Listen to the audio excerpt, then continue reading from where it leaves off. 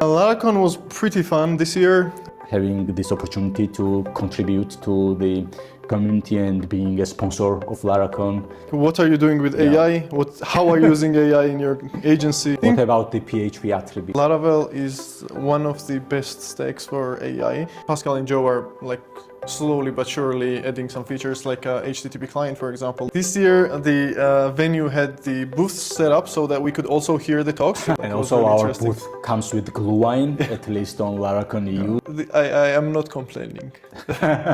Hello everybody. It's been a pretty busy week since we got back from Laracon, but we still wanted to share some of our perspectives and thoughts on how it went. And today I'm joined by Nika, our engineering director, and myself, I'm Gaga, CEO of Redberry. So yeah, let's begin. How was it for you? Laracon was pretty fun this year. It's been fourth Laracon year for us. Yeah, that's true. So we've been to all Laracon EUs together, I guess, no? Yep. Yeah. The first one was like a very small Laracon. Yeah, it was right after COVID. Yes, right after COVID. It was really small venue, but yeah. Times from now, I guess. That's the only Laracon we've been that we weren't sponsoring it. Oh yeah, that's right. So since then, I guess it was our third Laracon EU sponsoring. Yes. And experience as a sponsor is a bit different than experience as an attendee, right? Yeah, I can't really remember the feeling of the first Laracon attending it as a non-sponsor, but I can remember other conferences that have been that we weren't sponsoring or haven't had any booths or anything, and it's a different experience, honestly. But what are like the main differences for you? Main difference is that you're a little bit confused and lost when you're not sponsoring, but when you're sponsoring, when you have your own booth, you're really you know what you need to do, and people are coming, and you get to meet a lot of different people. And when you're not sponsoring, you have to go to new people and start the conversation yourself, which is a little bit harder. That's why we had our merch this year. Yeah, I guess that quite closely relates to our merch there. Yes. Yeah. So as a merch, we had an icebreaker cards deck. Yes. So basically that was 12 icebreaker cards that would help developers initiate conversations with other developers. Which is harder than writing code for developers, honestly. But it was designed as a prompt template, so that you would prompt a human being with it, and they would just produce or generate random tokens for conversations. Yeah. I guess the community is growing also. So this year Laracon EU was held at a new, bigger venue, and I guess it was also the first time that Laracon EU surpassed 1,000 attendees. Pretty big milestone. No? I think it can go even bigger, but I think it's a choice from the organizers not to go over that. Yeah, that's right. Yeah, because it keeps it intimate, and it's also allows a lot of people to attend. Yeah, also it kind of helps keep it to one stage, because if you go above that limit, then you have to have two stages, to track of speakers, etc. So it becomes more difficult to organize, I guess. But this year it was also different in terms of Nuno being MC. Yeah, I love the idea that Nuno was the host, but also I didn't love the idea that Kaneko was not the host. It's a little bit mixed feeling, but Kaneko did an amazing job before, and Nuno did great. Yeah, Nuno did it was amazing. Fantastic. Yeah. But Kaneko gifted us so many great Laracons. Yeah. I remember in the past, in 2015, 16, whatever, we used to kind of gather at the office and watch the Laracon recordings together.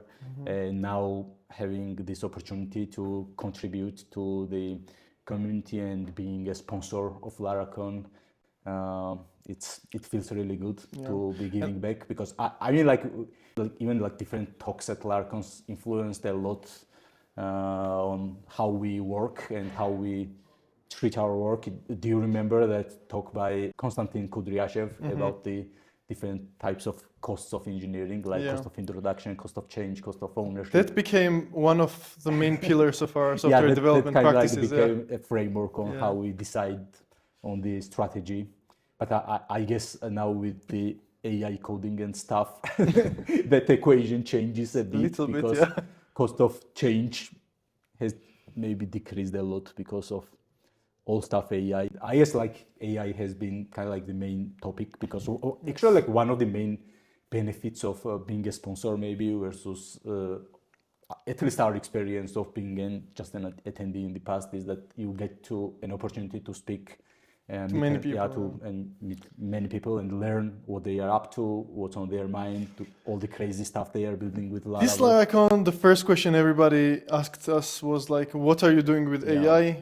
How are you using AI in your agency? And like, what are you building and so on and so forth. So yeah, main topic was definitely AI. That's pretty natural. And I guess like the on stage as well, I think. Yeah, whole ecosystem is moving towards that direction, which is very natural because AI is not just hype anymore. So it can do real work. Yeah. Maybe it got real maybe quick. sometime around Christmas it clicked for everybody, I guess, and then it became real. Taylor's keynote is always the highlight of Laracon, I guess, because he demos and sums up everything that the Laravel team has been up to, and I guess like as time goes by, it's getting like bigger and bigger in terms of content of like all the new stuff that the team introduces. But this year's demo was one of the most memorable ones, I guess, because it was, the call. Yeah, because it was like a demo from the future, maybe. So I mean, Taylor on stage demoed a self-healing application. So basically, the way it worked was that there is an application which is deployed on Laravel Cloud, and there is Nightwatch used for observability. And Taylor introduced a bug in this application, which Nightwatch, of course, observed and tracked an exception. And through Nightwatch webhook feature, Nightwatch sent an event when that exception occurred. And then there was another layer of things, which was an agent built with Laravel AI SDK, which got that event and then identified the bug and fixed it by running open code with it, and then opened a pull request on that repository of the project. And during all the time, this part was, I think that up until this point, it's like a normal kind of flow, like it's not normal, I guess, but okay. But in this day and age, it's already like normalized. But then it turned out that there was an open bot deployed and running on Laravel Forge VPS. Yeah. And actually, this open bot was observing any new pull requests that were opened on that repo. And whenever there was a pull request which fixed a bug, it would initiate a call, like a regular phone call, actually. Yeah, Taylor got a phone call just to merge it or not. And he was like, merge it. And then it was pretty impressive. Yeah. Then the bot merged it, actually, and the bug was resolved automatically, but the human was still in a loop. So yeah, I mean that was a great demo. Yeah, but I think that demonstrating all the different capabilities that. Yeah, but when you're using some type of AI agent, Claude for example, and then you click allow the command to run or something. Yeah. The abstraction of like allowance of the command got like really high. Like the phone call abstraction is pretty high, which is pretty impressive. But yeah, there was other really interesting. Like I found this like 3 buttons keyboard for developers for the future, which had accept, reject, accept with notes. So yeah, that's the new version of the keyboard. Yeah. That's fun.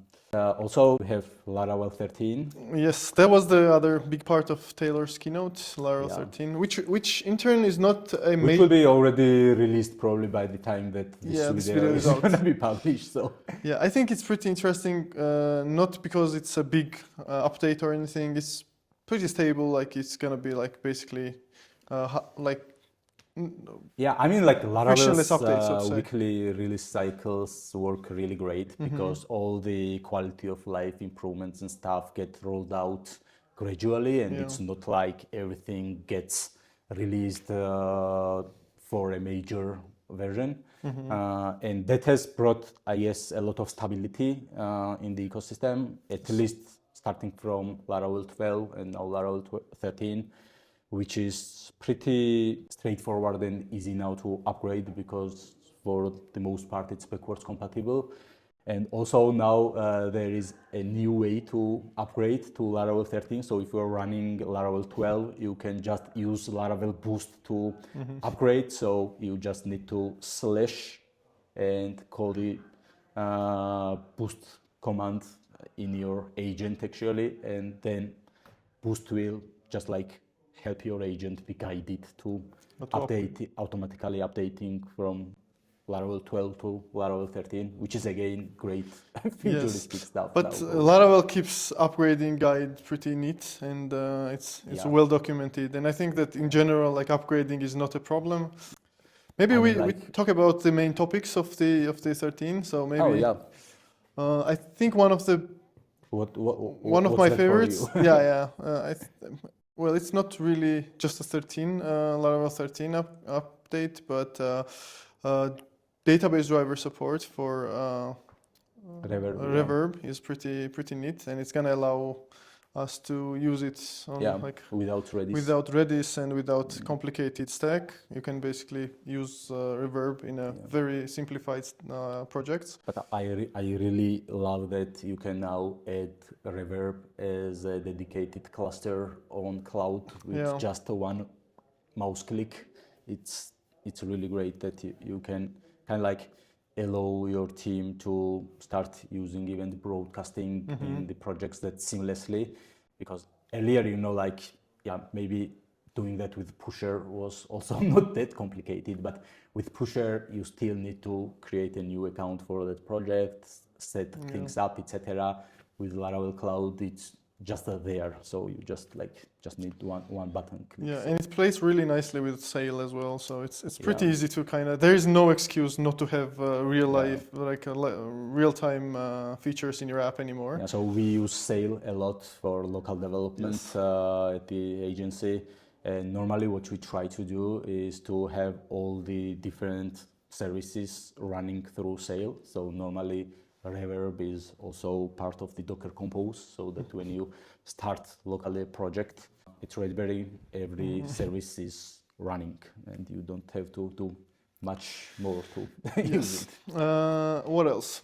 I think. What about the PHP attributes? Yeah, that's I like use love-hate stuff for me. for configuration. I didn't like it that much, but I come to love it. So I think that it's a little bit easier to understand the classes if you have attributes in your classes, and it's a little bit more simplified. And you just focus on the main parts and just give the everyday stuff to the attributes, and it's easier to kind of declare stuff. I think it's nothing game changer, but it's a really nice feature. But I really love the fact that the framework is so mature now that you have a lot more stability, which is really important long term. And yeah, that's really great. But also there are a lot of news coming with the starter kits now. Yes. I really love this kind of like modern direction of the starter kits being like separate repos instead of the earlier direction of them being packages like Breeze and JetStream and stuff. I think it makes so much more sense to do that. Also, it's kind of like we tried to manage that in the past, and it's manageable, but you have like few projects that you like when you have like 30 projects I'm really happy that now Laravel is Laravel managing that. you take that. Yeah, that's pretty great. But maybe we could contribute to it at some point in time. Not sure. Maybe we could do an AI starter kit if that would make sense. I don't know. But AI has clearly already become like a first-class citizen in the Laravel ecosystem. If you even like look at the renewed Laravel website, which looks really great, in the hero section, it says like Laravel clean stack for artisans and AI agents, which really makes sense. That maybe it's kind of like the most accurate description of Yeah, Laravel I now. think Laravel is a really nice, and I'm not saying this because I'm maybe I'm biased, but but I want to believe that I'm not biased. But I've had experience with other frameworks and others, languages as well, and I think that Laravel is one of the best stacks for AI, honestly, because of the perfect documentation that it has, and also the community is like really active, and it's And also in for general, being opinionated yeah, about it's everything. so much opinion. Yeah. Yeah, it's opinionated, and I think also, like all the things that make Laravel very like productive framework for human beings, it's exactly the same for agents, because I think it's become pretty obvious that what works well for humans works well for agents as well. No? Yeah. So I mean, like Laravel's better included approach in terms of kind of like having everything in terms of tooling to accommodate for any need, and also having all the conventions and patterns that you kind of like get out of the box. It's really great for agents as well, because agents do not need to implement those building blocks. They can start implementing your features using already existing abstractions, which works really great, because it kind of like makes human beings and agents as well work more like with, you know, like Lego bricks, rather than creating a factory for Lego bricks or whatever first. So I don't know whether that analogy holds true, but yes, I think, and then there comes in the boost. So boost is gonna 10x. Actually, like Boost was the first of the Laravel, like AI kind of solutions. Of the AI solutions. Yeah, but boost is really productive, and I think that actually, I guess we knew about Boost even before it was released, and when I heard about that last year, it sounded really great, because it sounded also very reasonable to do that. It was not like Laravel was creating another kind of like coding agent that was supposed to help developers build applications with Laravel. It was more like Laravel was creating this package so that developers could become more productive with any agent of their choice. And it's a really good approach, I would say, to kind of like make the framework better suited optimized maybe, for or AI optimal agent for development, AI agents, basically. And for the software engineers, it's like there are as many preferences as there are developers, so it's kind of allows you to use anything you like, and to have that flexibility where you use, someone wants to use Codex or Claude or whatever, and then like Boost kind of works the same for every agent or every agent tool. But I mean, like using AI agents to write code with and without Boost, it's a totally different thing. Yes. So I would recommend to anybody watching to install Laravel Boost in the project and start using that. Especially now with the V2 of Boost, you get all sorts of goodies there, like skills, for example, and also it's really great that Laravel Boost allows you to have kind of like guidelines for AI, which are automatically suited for your project, because what it does actually is that it tries to understand your stack. For example, if you are using Filament, Inertia, whatever, it can build guidelines dynamically according to your project's real specifications. And also it exposes around 15 tools for the AI agents. And I guess the most important tool is the documentation search, at least from my experience, because all the new things that get introduced in Laravel and also in the ecosystem with different packages, the thing is, the new things are after the cutoff point that the AI models have been trained on, and that documentation search tool actually allows the AI agent to see what capabilities or features your current versions of framework and packages have, so that it can hallucinate less and be more productive. Yes. Yeah. I would say probably it's most evident for filament development, because if you are building stuff with AI agents and filament without Boost, and with Boost it's a totally different thing, because without Boost I think that's same AI with everything. hallucinates a lot. Yeah, yeah, but I think it's same with everything, because like one of the, at least in this Laracon, one of the biggest topics and the biggest theme kind of around there was that the people were kind of planning to rewrite or like refactor the old legacy software. That's true. That was probably one of the major Yes. talking points. Yes, and I think that so basically also that pretty closely relates to our own experience as an agency, because yes, one of the biggest lately, yeah. I mean, like probably even I would say majority of the new projects that we engaged with have been like application modernization / rewrite / rescue projects. Yeah.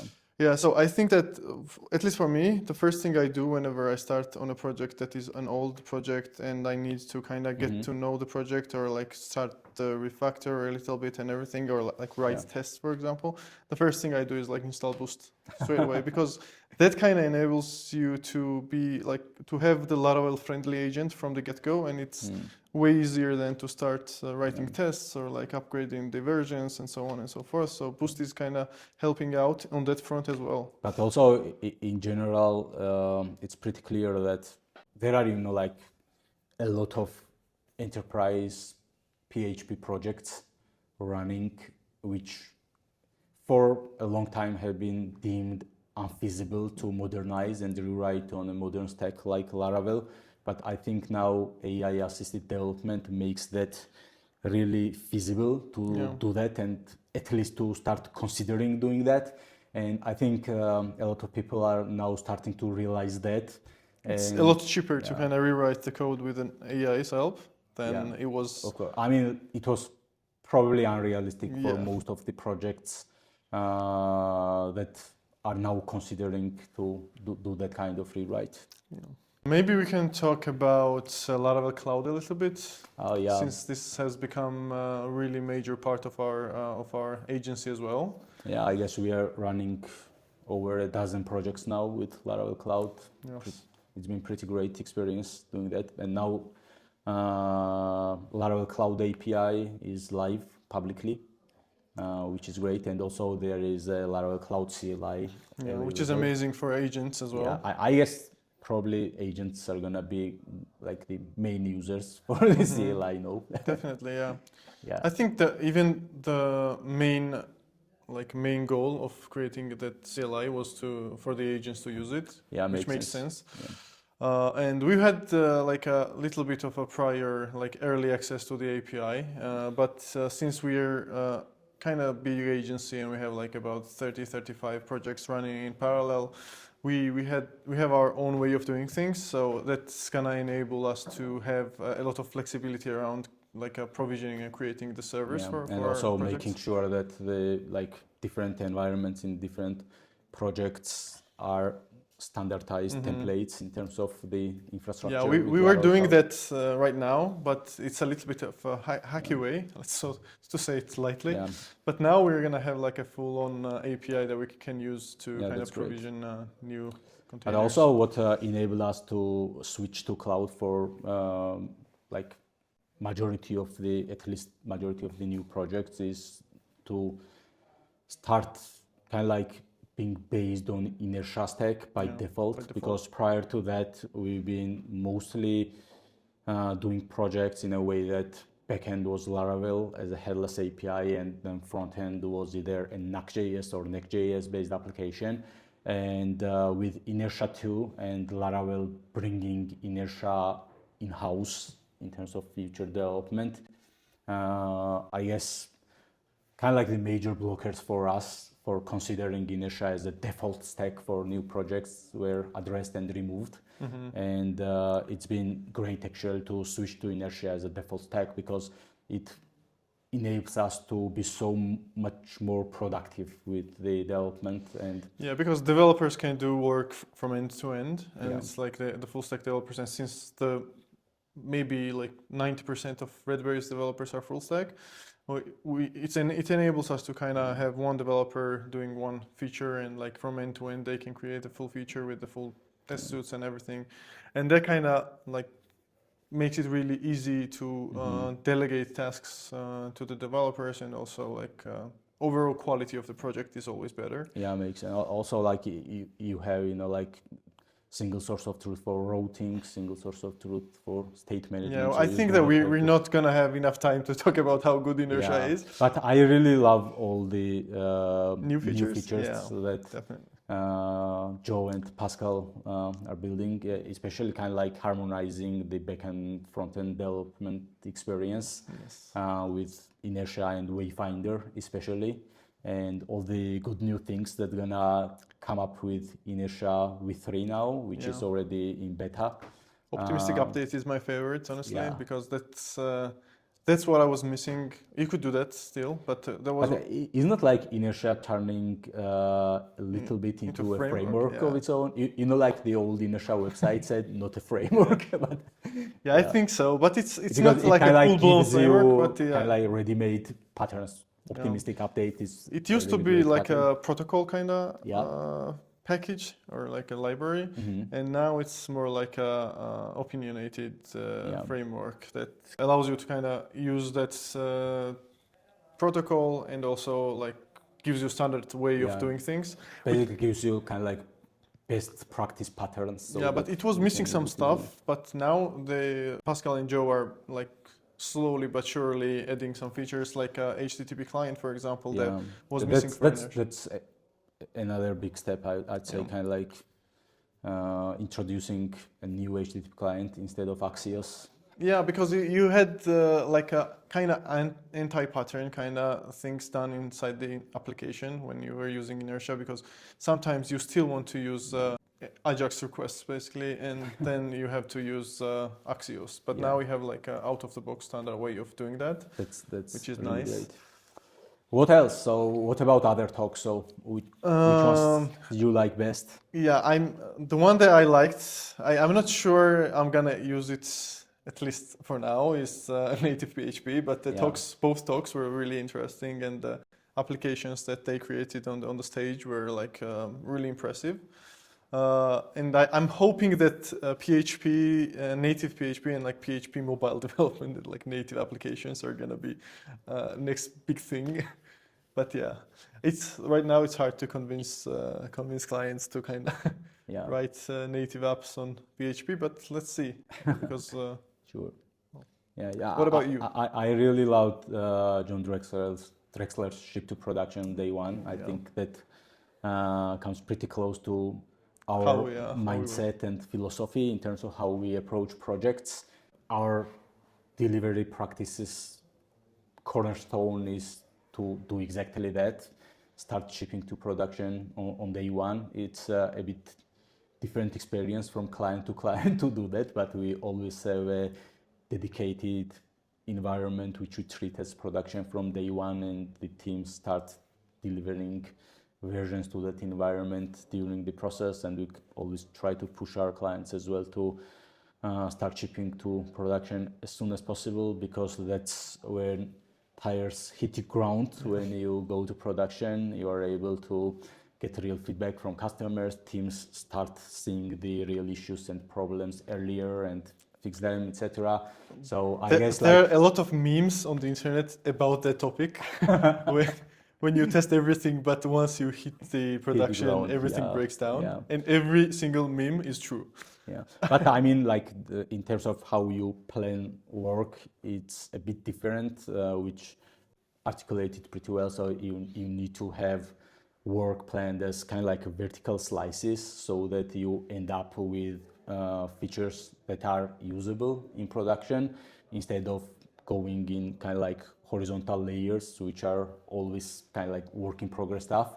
And like you know that meme that we frequently used, like on one hand you have like 2 tires, 4 tires, then a wheel, and then it becomes a car. Yeah. You cannot use like 2 tires separately, and on the right side you have a skateboard, a bicycle, whatever, then a car, and each are their own. Yeah, I remember. transportation I remember means, so. the old days when you had every single part, but like like in You could theory, it not was like launch it just to production, yeah. it was just like a matter of Yeah. making them work together. But it's not as easy as it sounds. I also loved Pete Haslop's talk. Pete's talk was really inspiring, and I think it was It also comes close to how you work actually, and I like the practices that you implemented at Redberry. Yeah, so our main let's say motto in Redberry is what we call Boy Scout rule. That is, in Boy Scouts have this rule where they need to leave the forest better than they found it. And one of the main part of Pete's talk was also that. So leave the internet better place than you found it. And that's kind of our main idea as well. And like we try to uphold that idea to the fullest. Yeah. And it was really nice. And also I think that the main really nice part on Pete's talk was that especially for agencies, that we are a service provider, and even developers are service providers, and developers are service providers not just for the clients but also for other developers, and because in most cases the class that you're gonna make in the code base is you're gonna call it service, which means that you need to make it so that it acts as a service, so it's comfortable to work with. So that's kind of comes really close to the ideas that we try to teach our juniors, and we try to teach our developers. So yeah, that's good. Really I also loved Yannick's talk about his experience of AI assisted development and kind of like his experience of improving the productivity with agents. It was really great. Overall, it was really nice talks. Thanks to all the speakers. And since this year the venue had the booths set up so that we could also hear the talks. It was really good because we got to hear a lot of talks, because past Laracons we had to kind of go to the conference rooms or whatever you call it. And now we could hear the whole talks, and and it was also really our interesting. booth comes with Glühwein, at least on Laracon EU. So like a good combination: Glühwein, talks, conversations with great Hopefully people. cold weather outside, because this year it was really warm. This year it was weird. It was like the first time that in Tbilisi the weather was worse than in Amsterdam. But I am not complaining, because people anyways drank a lot of Glühwein. Nobody refused Glühwein because it was too hot outside. But also the outside weather was really nice. Yeah, I mean, like, to maybe wrap things Summarize, up. This Laracon EU was really great, and I'd like to just thank all the speakers, attendees, and organizers, because the event is kind of getting better and better every year. Not just the venue and talks and even the sponsors experience, etc., but also the after dark parties, enterprise dinners, stuff like that, basically, which makes kind of the whole or speakers and sponsors dinner, etc., which makes the whole experience wholesome. Yeah. And I'm definitely looking forward to going to Laracon US next this summer, and in Boston, which is gonna be interesting. It's gonna be pretty hot there, I guess, that time of the year. So thanks everybody for watching. Thanks Nika for accompanying me in this. And see you next time. Bye bye.